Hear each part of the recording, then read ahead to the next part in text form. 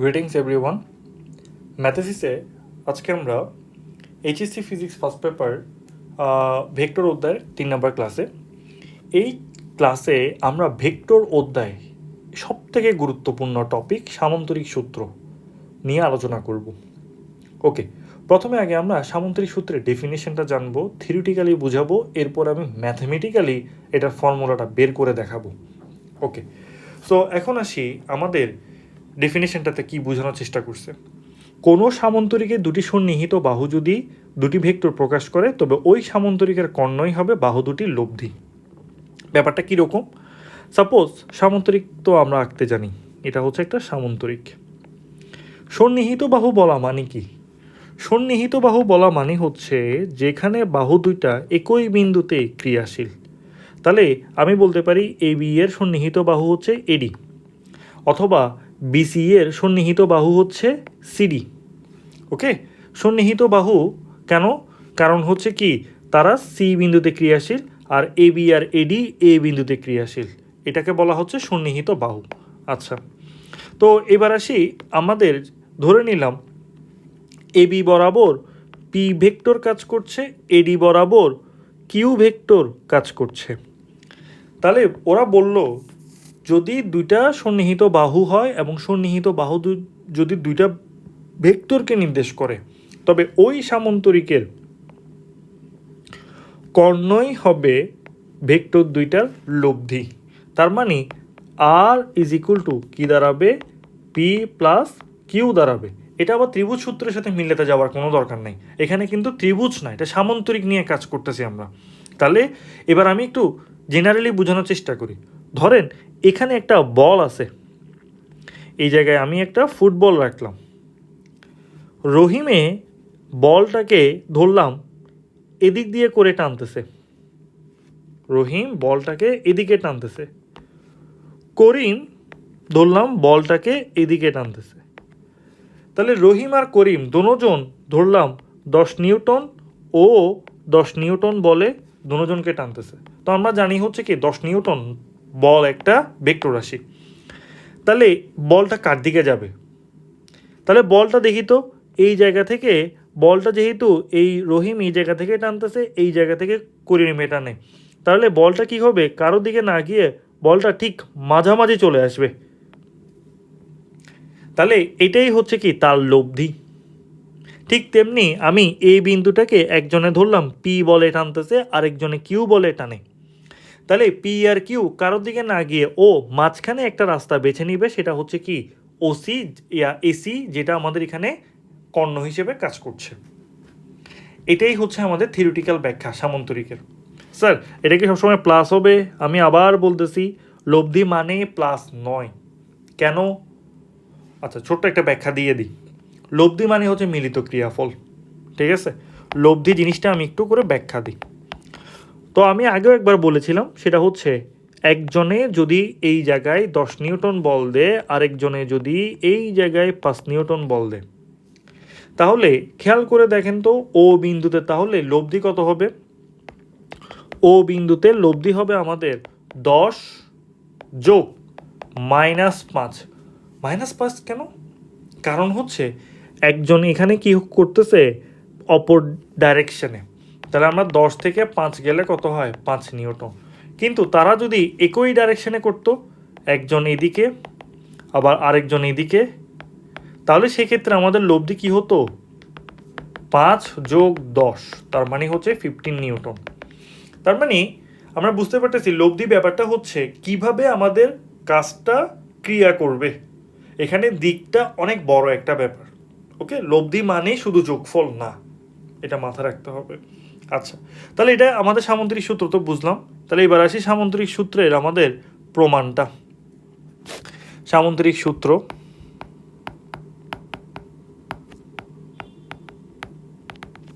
এখান থেকে প্রথম কাজ হচ্ছে আমাদের ফাইন্ড আউট করা লব্ধি, লব্ধিটাকে ফাইন্ড আউট করা। তাহলে আমরা প্রথমে একটা কাজ করি, আমাদের পছন্দ মতো করে একটা সামান্তরিক আগে আমরা এঁকে নিই। যদি এটা আমাকে বেশ কয়েকবার আঁকতে হবে।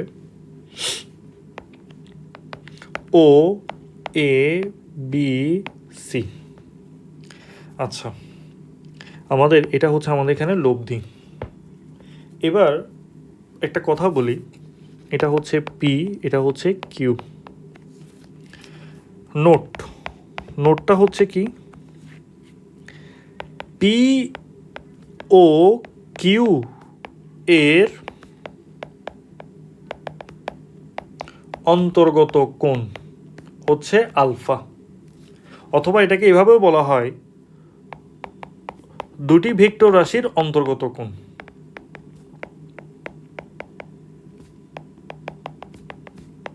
আলফা, তার মানে আমি বলতে পারি আমাদের এখানে এই যে পি কিউ আছে, এই পি কিউ এর অন্তর্গত কোণ হচ্ছে আলফা। আমরা সবসময় দুইটা ভেক্টরের অন্তর্গত কোণকে সবসময় আলফা দিয়ে প্রকাশ করার চেষ্টা করব। আচ্ছা, ওকে। এরপরে আসি আমাদের লব্ধি, যে কোনো ভেক্টরের সাথে যে কোণ তৈরি করছে সেটাকে বলা হয় লব্ধি কোণ। অর্থাৎ এটা হচ্ছে এরকম, লব্ধি ও যে কোনো একটি ভেক্টর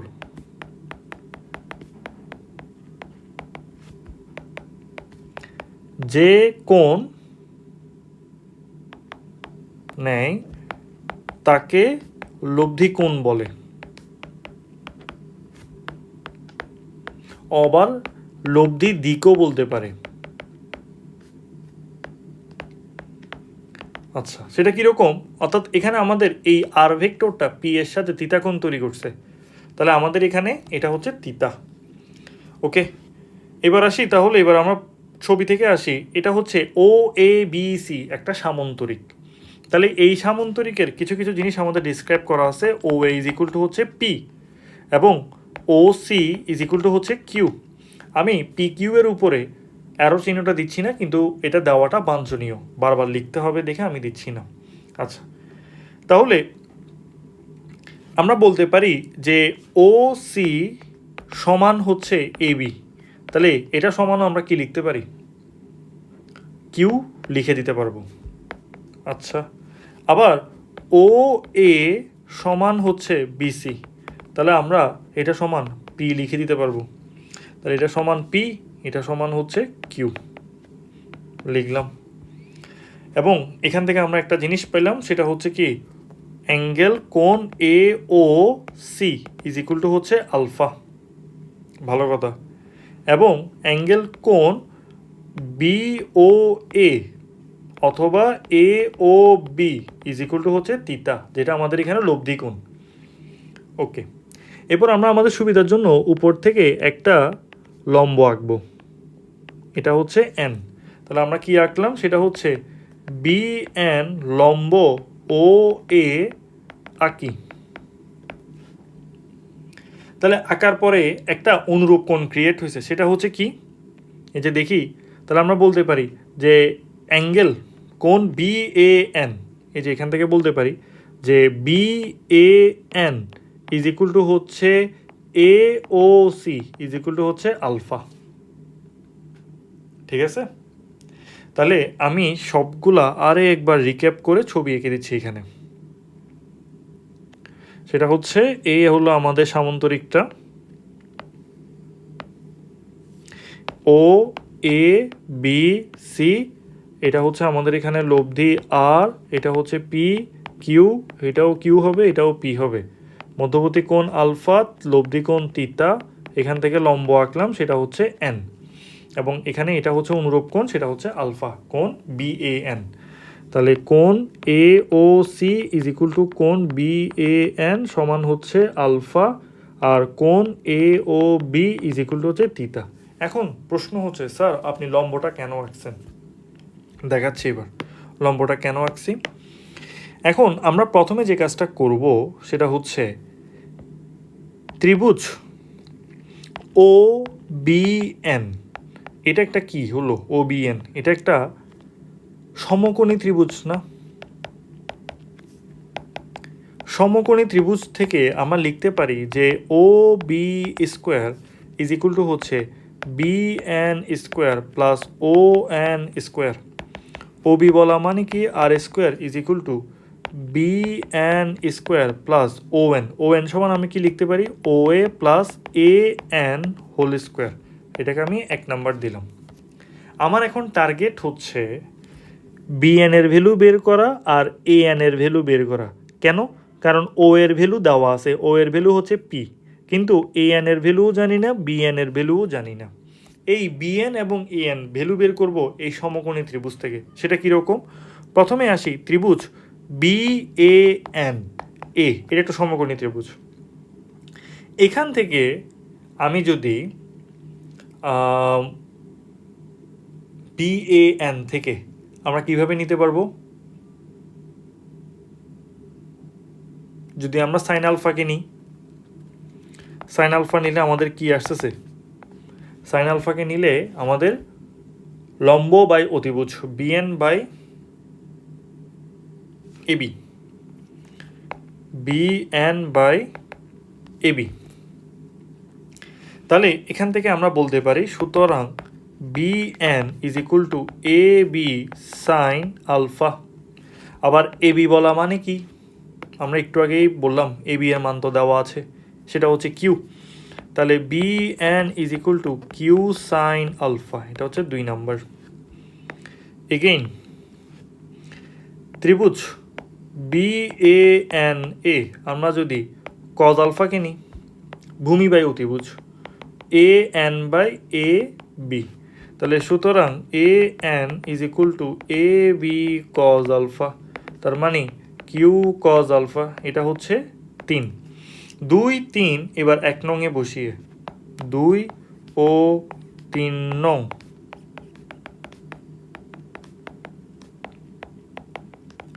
এক নংয়ে বসিয়ে সেটা হচ্ছে কি? R square is equal to BN, BN এর জায়গায় আমরা লিখবো এখন Q sine alpha whole square plus O এর জায়গায় পি প্লাস এ এন এর জায়গায় Q cos alpha whole square. এরপর এটাকে আমরা লিখতে পারি Q square sine square alpha plus এটাকে A plus B whole square ফর্মুলায় ফেলি, তাহলে P square plus 2p Q cos alpha plus Q square cos square alpha. এখান থেকে যদি আমরা পি স্কোয়ার তারপরে হচ্ছে এখান থেকে কিউ স্কোয়ার কমন নিয়ে ফেললে sine square alpha plus cos square alpha plus 2p Q cos alpha, তাহলে লেখা যায় P square plus Q square plus 2p Q cos alpha. তাহলে এখান থেকে লেখা যায় সুতরাং R is equal to root over P square plus Q square plus 2p Q cos alpha. এটাই হচ্ছে আমাদের লব্ধি। তাহলে সামন্তরিক সূত্রে থেকে আমাদের লব্ধির ফর্মুলা দাঁড়াচ্ছে হচ্ছে কি এটা, আর মানে হচ্ছে P square plus Q square plus 2p Q cos alpha. আলফাটা কি? আলফাটা হচ্ছে এটা যদি পি হয়, এটা যদি কিউ হয়, এই দুইজনের মধ্যবর্তী কোণটা হচ্ছে আলফা, আর লব্ধি হচ্ছে আর। ওকে, তাহলে P square plus Q square plus 2p Q cos alpha, P এবং কিউ এর মধ্যবর্তী কোণটা। তাহলে এটা গেল হচ্ছে কি আমাদের লব্ধির মান কিভাবে বের করব সেটা। ওকে, এরপর আসি আমাদের টপিক বা টাইপ, সেটা হচ্ছে লব্ধির দিক। এটাকে আমি বলে থাকি লব্ধির কোণ, অর্থাৎ আমাদের ওই তিতাটাকে বের করতে হবে। তিতাটা কীভাবে বের করব সেটা আমরা দেখব। তাহলে আমাদের একটু কষ্ট করে আবার ছবিটা একটু আঁকি, ছোট করেই আঁকছি। ও এ বি সি, এখান থেকে এটা ছিল আমাদের এন, পি কিউ পি, এটাও কিউ, এটা হচ্ছে আর। এখন এটা হচ্ছে আমাদের আলফা, এটা হচ্ছে তিতা। তো আমরা যদি এখান থেকে ত্রিভুজ ও বি এন এ, যেহেতু এটা সমকোণী ত্রিভুজ, এখান থেকে যদি আমি ট্যান টিতা চিন্তা করি, তো ট্যান টিতা মানে আমরা তো জানি লম্ব বাই ভূমি। লম্বকে লম্ব হচ্ছে বি এন, ভূমিকে ভূমি হচ্ছে ও এন। বিএন সমান আমরা কি পড়ে আসছিলাম? বিএন সমান ছিল কিউ সাইন আলফা। ওএন বলা মানে হচ্ছে ও এ প্লাস এ এন, তাহলে সুতরাং আমাদের দাঁড়াবে হচ্ছে Q sine alpha, O A মানে হচ্ছে P plus Q cos alpha. এটা হচ্ছে আমাদের ট্যান থিটা। তাহলে সুতরাং লব্ধি দিক বা লব্ধি কোণ থিটা মানে হচ্ছে tan inverse Q sine alpha P plus Q cos alpha. Okay, এখন এখানে একটা থিওরি আছে। থিওরিটা কীরকম, আপনি যখন পরীক্ষায় অ্যাজ এ ফর্মুলা হিসেবে ইউজ করবেন তখন কিন্তু প্যাচ লেগে যেতে পারে। সেটা কীরকম, এবার আমি আসছি। আমরা এই যে লব্ধি কোণটা, লব্ধি কোণের যে দিকগুলো আমরা দেখলাম, লব্ধি কোণ এই জিনিসটা আমরা একটু খেয়াল করি ভালোভাবে। আমি যদি এইভাবে শর্টকাট করে আঁকি, পি কিউ এটা ছিল আর, এটা ছিল আলফা, এটা ছিল থিটা। এটার জন্য আমরা থিটা সমান পেলাম কি, tan inverse Q sine alpha P plus Q cos alpha. তাহলে আমরা একটু দেখি এখানে একটা জিনিস, সেটা হচ্ছে লব্ধি কোণ যার সাথে করছে সে নিচে একা। লব্ধি কোণ যার সাথে করে নেই, কার সাথে করে নেই, কিউ এর সাথে করে নেই। কিউ উপরে আর নিচে সাইন আলফা এবং কজ আলফা নিয়ে বসে আছে। আমি আবার রিপিট করতেছি, লব্ধি কোণ যার সাথে করেছে সে নিচে একা, আর যার সাথে করে নেই, কিউ এর সাথে করে নেই, কিউ উপরে কিউ সাইন আলফা নিছে, নিচে কিউ কজ আলফা নিল। ওকে, এখন আমি এই জিনিসটা আমি আর একটু ডিসক্রাইব করি। ধরলাম এটা হচ্ছে 1 নাম্বার। 2 নাম্বার হচ্ছে এরকম, সাপোজ আপনাদের কোনো কোয়েশ্চেনে পি কিউ আলফা ঠিক আছে, এটা হচ্ছে আর, এটা আমাদের এখানে থিটা। তাহলে খেয়াল করে দেখি আমাদের এখানে এই থিটাটা কার সাথে করেছে, কিউবের সাথে।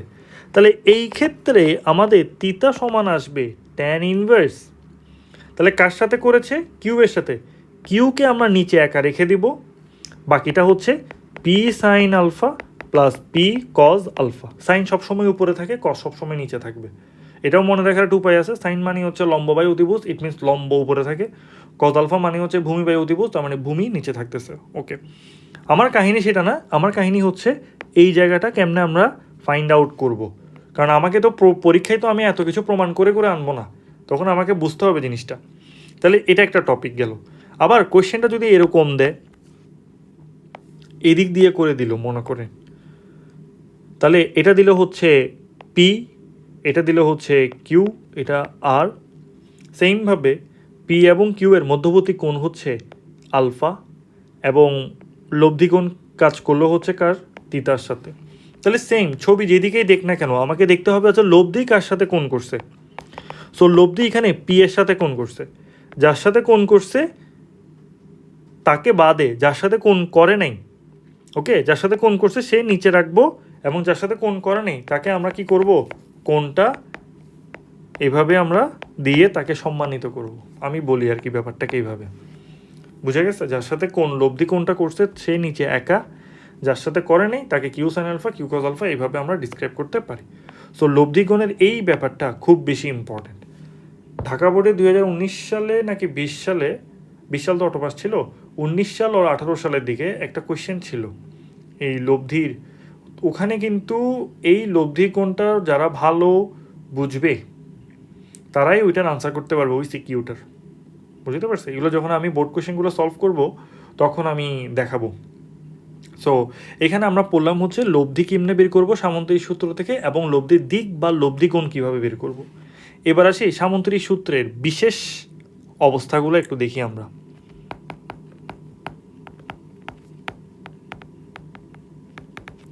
বিশেষ অবস্থা কীরকম, আমরা আর সমান পড়লাম P square plus Q square plus 2p Q cos alpha.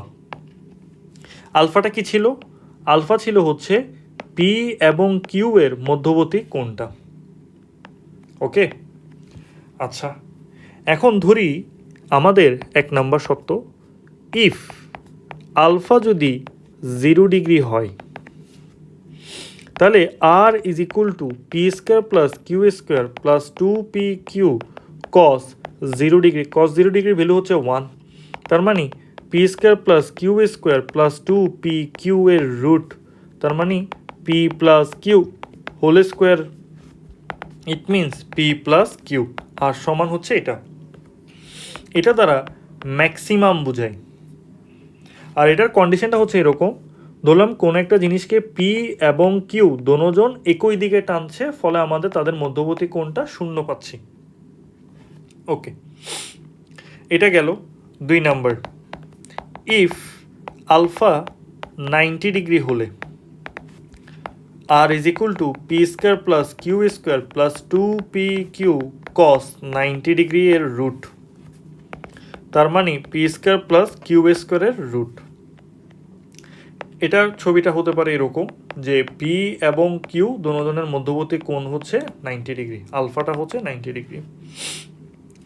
এরপরে আসি আমাদের if alpha is equal to 180 degree হলে, এটা বলা মানে কি, অর্থাৎ ধরলাম পি একজন এদিকে টানছে, কিউ অপোজিট ডাইরেকশনে, তাহলে সেক্ষেত্রে বলতে পারি তাদের মধ্যবর্তী কোণ হচ্ছে কি alpha. R is equal to P square plus Q square plus 2pq cos 180 degree. So cos 180 degree সমান কি -1, তাহলে P square plus Q square minus 2pq এর রুট। তাহলে এটা বলা আমরা বলতে পারি যে পি মাইনাস কিউ হোল স্কোয়ারের রুট, তার মানে হচ্ছে পি মাইনাস কিউ। আর এটা হচ্ছে মিনিমামের কন্ডিশন। এখন এটাকে আবার প্রকাশ করা হয় হচ্ছে পি ডিফার কিউ, এই চিহ্নটাকে বলা হয় হচ্ছে ডিফার্ড চিহ্ন। তো এখানে এই চিহ্নটাকে বলা হয় ডিফার্ড চিহ্ন। ডিফার্ড চিহ্ন কেন ইউজ করলাম আমরা, পি কিউ ডিফার্ড চিহ্ন বলা মানে হচ্ছে ডিফারেন্ট, দুজনের মধ্যে পার্থক্যটা।